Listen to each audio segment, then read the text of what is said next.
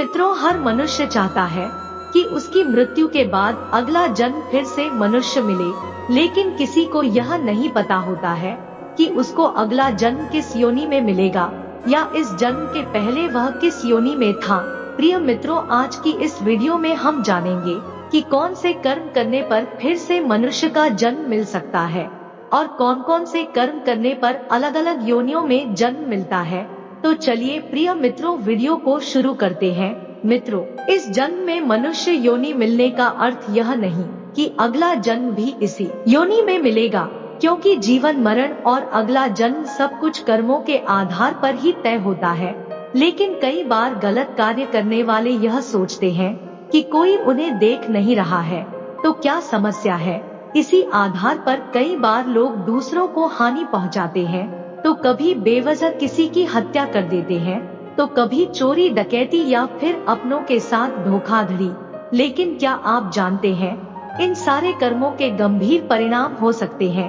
इनके आधार पर सांप, सियार, गधा, गिद्ध और कौछ योनि में जन्म मिल सकता है। तो कर्म थ्योरी के आधार पर कौन से कर्म से कौन सी योनि में जन्म मिलती है, तो आइए जानते हैं। एक बार महर्षि वेदव्यास से ऋषियों ने पूछा कि जिस कारण से कौन सी योनि में जन्म मिलता है। अब उन्होंने विस्तार पूर्वक बताया कि जो भी व्यक्ति पराई स्त्री के साथ संबंध बनाता है तो उसे भयानक नरक भोगना पड़ता है। इसके बाद एक के बाद एक अलग अलग योनियों में भटकना पड़ता है। महर्षि वेदव्यास ने कहा कि हर स्त्री का आदर करना चाहिए, किसी भी स्त्री को कभी भी परेशान नहीं करना चाहिए, अन्यथा ऐसा करने वाले को सबसे पहले भेड़िए के रूप में जन्म मिलता है, इसके बाद कुत्ते का जन्म मिलता है और फिर सियार, बगुला, गिद्ध, सांप और कौवा का जन्म मिलता है। इन सभी योनियों में जन्म लेने के पश्चात फिर उसे मनुष्य योनि में जन्म मिलता है। महर्षि ने बताया कि बड़ा भाई पिता के समान होता है, उनका कभी भी किसी भी परिस्थिति में अनादर नहीं करना चाहिए, अन्यथा कौछ नामक पक्षी के रूप में जन्म लेना पड़ता है। उसका जीवन काल 10 वर्षों का होता है। यदि उस दौरान इस पर भगवान कृपा दे तो अगले जन्म में मनुष्य योनि में जन्म लेता है। वेदव्यास ने बताया कि चोरी करना हमेशा गलत होता है, फिर चाहे वो स्वर्ण हो या अन्य कोई वस्तु, इसके परिणाम भुगतने ही पड़ते हैं। वेदव्यास जी ने बताया कि यदि कोई व्यक्ति वस्त्रों की चोरी करता है तो वह व्यक्ति अगले जन्म में तोता बनता है। वहीं अगर सुगंधित पदार्थों की चोरी करने वाले व्यक्ति को छछूंदर के रूप में जन्म मिलता है।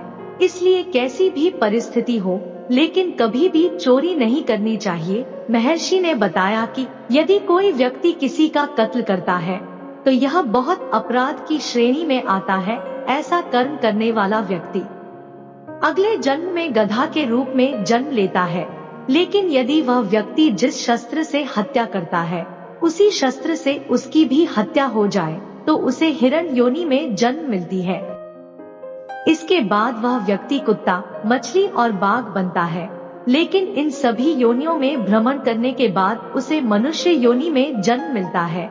वेदव्यास जी ने बताया कि जो व्यक्ति हमेशा दूसरों की मदद करता है, पशु पक्षी और अन्य जीवों पर दया करता है, जरूरतमंदों की हमेशा मदद करता है और हमेशा धार्मिक कार्यों को करता रहता है, तो ऐसे व्यक्तियों को हमेशा मनुष्य योनि में जन्म मिलता रहता है और साथ ही समाज में अच्छे कार्य करके दूसरों को लाभान्वित करते हैं। लेकिन धन के प्रति आसक्त मनुष्य अगले जन्म में सांप योनि में जन्म मिलता है। तो प्रिय मित्रों, आशा करती हूँ कि आपको अच्छे से समझ में आ गया होगा कि कौन से कर्म करने के बाद कौन सा जन्म मिलता है। तो मित्रों, चैनल को सब्सक्राइब कर लीजिए।